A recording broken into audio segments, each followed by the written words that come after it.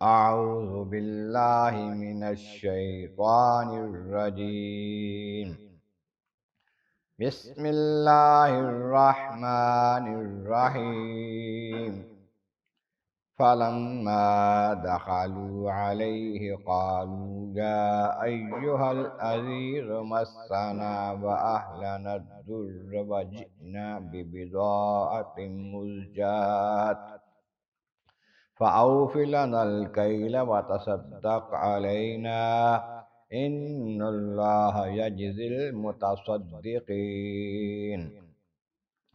قال هل علمتم ما فعلتم بيوسف وأخيه إذ أنتم جاهلون قالوا أئنك لأنت يوسف قال أنا يوسف وهذا أخي قد من الله علينا إنه من يتق ويصبر فإن الله لا يضيع أجر المحسنين صدق الله العظيم۔ حمد و ثنائے رب کریم اور درود و السلام بر سید خیر الانام کے بعد سورہ یوسف کی آیت نمبر 88، 89 اور 90 تلاوت کی گئی ہیں، جو 13ویں پارے کے چوتھے رکوع میں ہے۔ اس سے پہلی آیتوں میں بتایا گیا یوسف علیہ السلام کے بھائی جب اپنے چھوٹے بھائی کو وہاں چھوڑ کے واپس آ گئے، آ کے والد گرامی کی خدمت میں ہریہ زاری کی، اور آپ یوسف کے انتظار میں، جدائی میں بہت روئے، آنکھیں بھی سفید ہو گئیں۔ گھر والوں نے کہا کہ آپ اس کو یاد کرتے رہیں گے جو کہ فوت ہو چکا ہے، کب تک یاد کریں گے؟ فرمایا کہ میں تو اللہ کی بارگاہ میں گزارش کرتا ہوں، تمہیں تو کچھ نہیں کہتا، اب ایسا کرو پھر جاؤ اور تلاش کرو، کوشش کرو، یوسف بھی مل جائے گا تمہیں، اس کا بھائی بھی آ جائے گا، ان کو ساتھ لانے کے لیے جاؤ، کوشش کرو، اور نا امیدی نہ دکھاؤ، اللہ کی بارگاہ میں امید رکھو۔ نا امید تو ایمان والے نہیں ہوتے۔ اب وہ چلے گئے پھر تیسری مرتبہ مصر، یوسف علیہ السلام کی بارگاہ میں، ان کے دربار میں۔ فلما داخلوا علیہ قالوا یا ایھا العزیز، جب داخل ہوئے، وہاں پہنچے تو کہنے لگے کہ اے عزیز، اے بادشاہ، مسنا واہلنا الضر، ہمیں اور ہمارے گھر والوں کو بڑی تکلیف پہنچی ہے،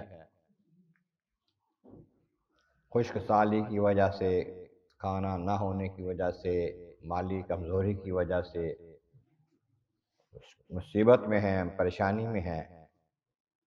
وجئنا ببضاعۃ مزجاۃ، اور ہم اس دفعہ مال بھی جو لائے ہیں نا، وہ بھی کوئی ایسا اچھا نہیں ہے، درہم بھی کھوٹے ہیں، اور جو کوئی اون وغیرہ یا کوئی گھر کا سامان لائے ہیں تو وہ اس قابل نہیں ہے جسے تاجر قبول کر لیں، لیکن آپ ایسا کریں، اوفلنا الکیل، ہمیں پورا غلہ دیں، جیسا کہ آپ صحیح مال لے کر دیتے ہیں، صحیح پیسے لے کر دیتے ہیں، اور تصدق علینا، ہم پر صدقہ کریں، ہم پر خیرات کریں، کہ ہمارا یہ کھوٹے سکے ہی قبول کر کے ہمیں اللہ پورا دے دیں۔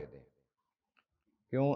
ان اللہ یجزی المتصدقین، اللہ تعالیٰ صدقہ دینے والوں کو، خیرات دینے والوں کو، معاف کرنے والوں کو، رحم کرنے والوں کو پسند فرماتا ہے اور جزا دیتا ہے، بدلہ دیتا ہے۔ اب یہ باتیں سن کر اپنے بھائیوں سے دل پسیج گیا، آنکھوں میں آنسو آ گئے۔ پہلے تو 2 دفعہ بھائیوں کو تو پہچانتے تھے، ان کا پتہ بھی تھا کہ انہوں نے کیا کیا ہوا ہے، لیکن بعض دفعہ حکم نہیں ہوتا بات کرنے کا۔ اب نہ رہ سکے، کہنے لگے، اور فرمایا هل علمتم ما فعلتم بیوسف واخیہ، بڑے اب کمزور ہو، بڑے اب رو رہے ہو، تمہیں یاد ہے کہ تم نے یوسف کے ساتھ کیا کیا تھا، اس کے بھائی کے ساتھ کیا کیا تھا؟ یوسف کو کنویں میں گرا دیا، اپنی طرف سے ہلاک کر دیا، پھر کھوٹے سکوں میں بیچ دیا، پھر بھائی کو تنگ کرتے رہے، والد کو پریشان کیا۔ اذ انتم جاہلون، جب تم نادان تھے، تمہیں سمجھ نہیں تھی کہ یہ کام کرنا ہے کہ نہیں کرنا ہے۔ یاد ہے تمہیں؟ اب کہتے ہیں کہ جب یہ بات کی تو آپ مسکرا دیے۔ کیا مسکرائے؟ دانت ظاہر ہوئے، دانتوں کی چمک جو دیکھی موتیوں کی طرح، انہوں نے کہا کہ یہ تو ہمارے بھائی یوسف کی نشانی تھی۔ قالوا انک لانت یوسف، کہنے لگے حضور آپ یوسف تو نہیں ہیں، جس کو پتہ ہے یوسف کے ساتھ کیا ہوا تھا، یہاں کسی کو کیا پتہ ہے؟ اور آپ کی صورت سے آپ کے پہلے کہتے ہیں کہ پہلے آپ نقاب کرتے تھے، اب نقاب کھولا اپنے بھائیوں کے سامنے، اور جب مسکرائے تو دانت دیکھ کے پہچان گئے یہی یوسف ہے۔ قال انا یوسف ھذا اخی، کہا میں ہی یوسف ہوں، یہ چھوٹا بھائی تمہارا جو ہے یہ میرا ماں جایا بھائی ہے، یہی ہیں ہم۔ قد من اللہ علینا، اللہ تعالیٰ نے ہم پر بڑا احسان فرمایا ہے، بڑا کرم فرمایا ہے۔